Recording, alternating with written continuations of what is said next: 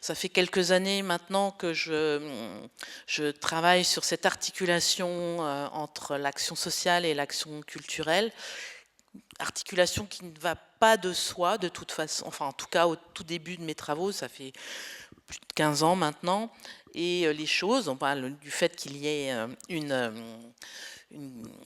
une conférence là, enfin en tout cas une proposition de réflexion au niveau du département, mais il y a eu quelques semaines, c'était à la Fédération des acteurs de la solidarité, où on parlait de quand la culture bouscule le social, ou quand l'intervention sociale bouscule la culture.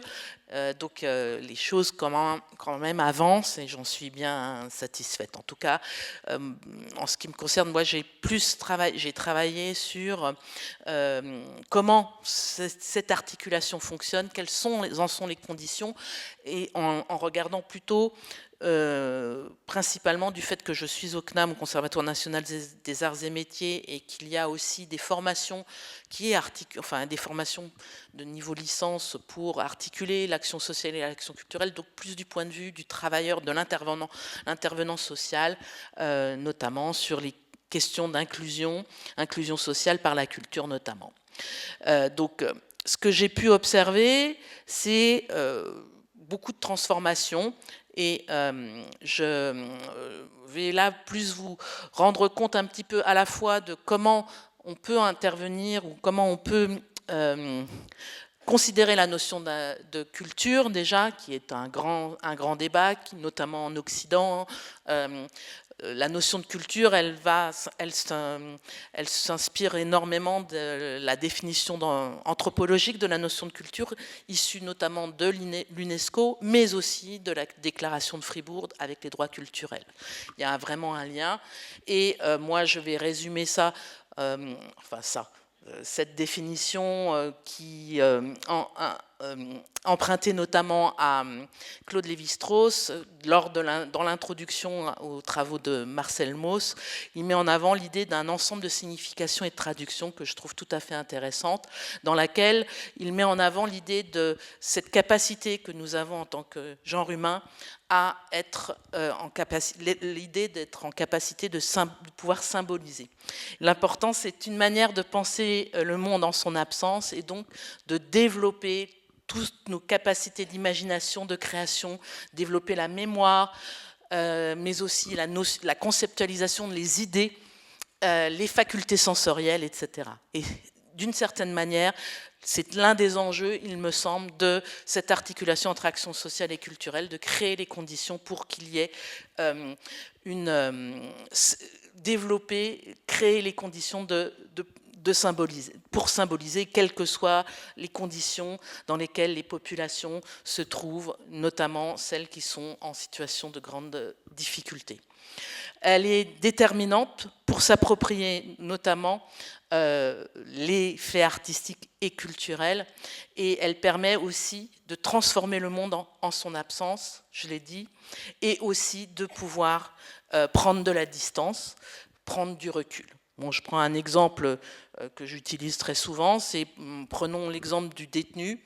Eh ben, la capacité d'évasion symbolique, elle peut exister notamment à travers l'appropriation par la littérature et les livres. C'est un exemple parmi tant d'autres. Donc, dans ce que j'ai pu observer sur mon terrain, il y a de la transformation aussi bien quand il y a cette rencontre et qu'elle fonctionne, ou en tout cas, il y a des conditions pour qu'elle fonctionne, et c'est ce que j'appelle moi, c'est ce que je mets derrière ce concept de solidarité esthétique que je vais développer. Elle transforme à la fois les pratiques et les relations au niveau des institutions, des professionnels, et aussi au niveau des personnes bénéficiaires. Ça implique d'une certaine façon que la culture et l'intervention sociale, les effets que ça va avoir, ça va bousculer, ça va aussi changer les postures, les représentations, les organisations, mais aussi il va y avoir tout un processus que j'appelle, que vous avez déjà mis en avant, ou en tout cas c'est l'idée de prendre le risque de se décaler, prendre un chemin autre, et notamment qui va vers l'idée de puissance d'agir, une puissance collective dans la capacitation, comme on dit en Espagne, qui va rendre compte de toute cette dimension. Donc l'idée, c'est de pouvoir, d'une certaine façon, notamment dans les postures des professionnels, pouvoir un petit peu, au sein des institutions, le partager, ce pouvoir que vous avez tous, et de créer, d'une certaine manière, des conditions qui puissent être, qui va bouleverser d'une certaine manière votre rôle. Enfin, vous allez devoir faire, on parle d'un pas de côté, mais en tout cas moi c'est ce que j'ai pu observer. Il y a d'une certaine manière, alors je vais prendre des exemples, hein, il y a les changements de posture qui va d'une certaine manière, surtout notamment quand les intervenants sociaux participent à des pratiques avec les populations qu'elles accompagnent, il y a des modifications, des transformations qui peuvent se produire. En tout cas, c'est ce que j'ai pu observer dans les ateliers qui ont été mis en place, mais également dans la restitution orale lors d'entretiens que j'ai pu faire en sociologie. Ça change la posture et ça change aussi, ça transforme le regard des intervenants sociaux auprès des populations qu'elles accompagnent. Tout simplement parce que par le tiers artistique, aussi bien, et par le tiers artistique, ils se retrouvent à la même hauteur ou à la même échelle. Et ils se retrouvent dans une situation parfois qui peut être, où la question de la vulnérabilité, par exemple, eh bien, elle peut être inversée.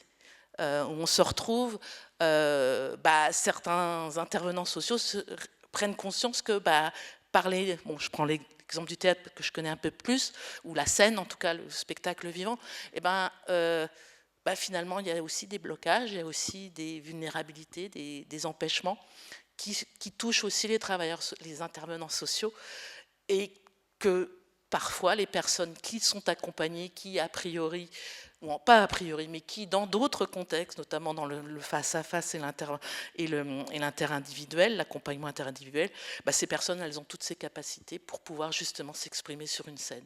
Et ça, c'est tout à fait intéressant.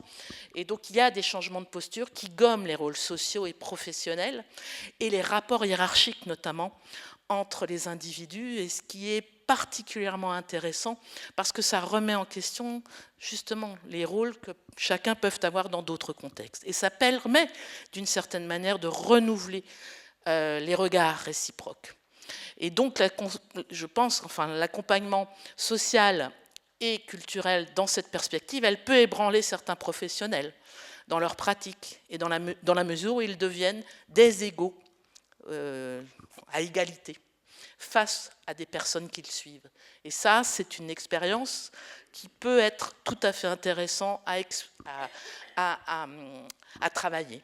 Donc les travailleurs sociaux, d'une certaine manière, ils peuvent être invités à participer donc, à ces ateliers et être au même titre que les personnes qui les accompagnent dans cette manière de s'engager. Et c'est aussi une manière de se mettre, et là je vais demander, non pas tout de suite, oui, c'est une façon de se mettre un petit peu, prendre le risque. Ils osent prendre un risque et ça devient tout à fait intéressant. Mais il y a une autre question qui est impliquée, c'est que comment, au sein d'une institution artistique et culturelle, on se rend compte que cette manière de révéler les capacités, elle peut être, il y a des freins, il y a des obstacles, notamment du point de vue des institutions artistiques légitimes, sacrées. Parfois, la notion de médiation culturelle, elle n'a pas toute sa place, si on peut dire. Et aussi, elles peuvent questionner la dimension de l'action sociale au nom de la démocratie culturelle, mais bon, c'est une autre. Mais en tout cas, il y a ça à questionner, et de la même manière, dans les établissements qui répondent aussi à certains cahiers des charges d'exigences artistiques, parfois, il y a des freins aussi. Alors bon, je ne vais pas développer cette dimension-là, parce que le temps avance. Il y a la même chose aussi au sein des institutions sociales et d'intervention sociale. Comment s'affranchir des impératifs organisationnels d'urgence sociale, de surtravail, de pénurie de personnel, pour mettre en place aussi ces projets croisés avec les institutions culturelles. Donc il y a des freins, il y a des contextes. C'est pour ça que la dimension de l'engagement est particulièrement intéressante et elle touche une véritable, je dirais, oui, on touche, on est à la limite du militantisme, si j'ose dire. Donc, ce processus transformatif que j'ai pu observer, où justement il y a une sorte d'horizontalité, où chacun a sa place, sans prendre la place de l'autre, met en avant l'idée d'un processus transformatif en termes de posture et de regard réciproque, notamment, s'inspire des travaux de trois auteurs, notamment. Je pense à Stuart Hall sur la question d'hybridation, je pense à Laplantine, anthropologue qui a travaillé sur la question du métissage, et aussi Édouard Glissant sur la créolité. Et ce qui est intéressant dans ce qu'ils mettent en avant, et je vais juste citer le processus d'hybridation ou d'hybridité, voilà ce qu'il met en avant, c'est un processus à travers lequel les cultures doivent réviser leur propre système de référence, leurs normes et leurs valeurs, en se séparant de leurs règles habituelles ou innées de transformation. Donc ça veut dire que c'est une remise en question, et c'est en cela que ça bouleverse, ça dérange, ça trouble, ça secoue, ça renverse, ça peut agiter dans vos pratiques, dans les pratiques de chacun. Mais il y a aussi dans ce processus transformatif, et c'est ça qui va en tension ou en contradiction avec la logique professionnelle qui impose des résultats avant que le projet n'ait, enfin impose ou anticipe sur des résultats normalement comme le résultat. En tout cas, on doit connaître déjà un petit peu les indicateurs prévus, enfin la logique projet, quoi, en sachant que dans ces types pas de dispositifs, c'est pas le bon terme, de processus qui sont mis en place, il y a surtout de l'aléa, du risque, des difficultés certes, de l'incertitude, de l'indécidabilité. Et ça rentre en tension avec justement les cahiers des charges qui peuvent être particulièrement importants, ou en tout cas freinants au sein des institutions.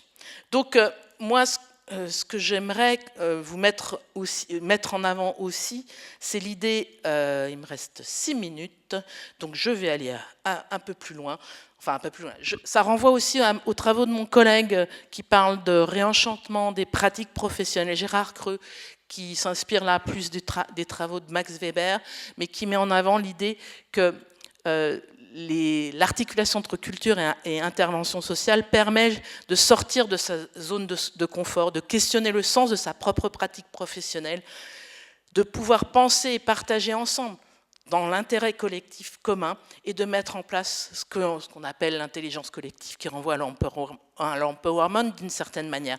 Mais ce qui est intéressant aussi, c'est que ça donne du sens, enfin en tout cas pour avoir hier accompagné un master de DEIS, enfin diplôme d'état d'ingénieur social, qui a travaillé sur cette question-là. Ça redonne du sens, ça redonne une dynamique, notamment auprès des travailleurs sociaux, et ce qui n'est pas neutre d'une certaine manière. Donc là, dans tous ces travaux, ce que j'essaye de mettre en avant, ce que j'appelle la solidarité esthétique, c'est justement de tendre vers cette construction de valeurs communes dans la pratique, autour d'un intérêt partagé, comme l'art et la culture, qui produisent des transformations dans les rapports et les liens sociaux, et qui laissent des traces et des marques. Ça, c'est tout à fait intéressant. Et ce processus de solidarité esthétique rend compte de l'expression des émotions liées à la co-construction d'un travail horizontal avec tous les acteurs, qui sont à leur place et qui y trouvent leur sens. Donc, je vais terminer par la dernière diapo. La notion d'esthétique que j'utilise, si j'utilise la notion de solidarité esthétique, elle renvoie à esthétikos du grec, qui a la faculté de sentir et qui est perceptible et qui est sensible. Et ça, c'est particulièrement important. On n'est pas dans la théorisation de Kant. L'esthétique, là, elle permet à partir de l'expression des sens, quand vous créez toutes ces conditions, de créer une distance avec cette réalité ordinaire, et ça renvoie justement à nos capacités de symbolisation que nous avons tous. Et aussi, elle permet de consolider des liens pour construire du sens, avec cette dimension symbolique de l'art, de la culture, à partir de l'expression des sens. Et donc là, on a la vue, l'ouïe, l'odorat, le goût. Voilà, c'est un processus qui est lié à la solidité. C'est voilà ce que je voulais défendre. Je vais m'arrêter là. Voilà.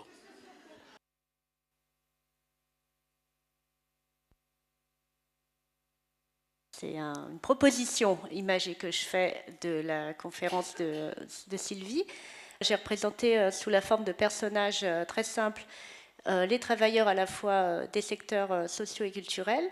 Vous avez l'articulation qui ne va pas de soi entre ces deux secteurs.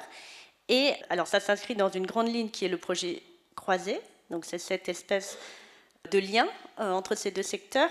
Donc j'ai repris le répertoire de forme de la présentation de Sylvie où on voit ce qui peut jaillir en fait de ce travail commun. Donc ça c'est la première proposition. Ensuite, c'est un processus transformatif. Donc c'est l'idée que ce processus transformatif va bousculer et transformer les acteurs, les travailleurs notamment des secteurs socio-culturels. Et donc je vais représenter à travers les vagues et les pointillés et voilà un petit peu les différents exemples énoncés par Sylvie. Et la dernière représentation, c'est cette notion d'esthétikos, la faculté de sentir. Mais c'est un peu de reprendre en résumé cette notion de solidarité esthétique qui traverse un petit peu certaines pratiques dans les institutions.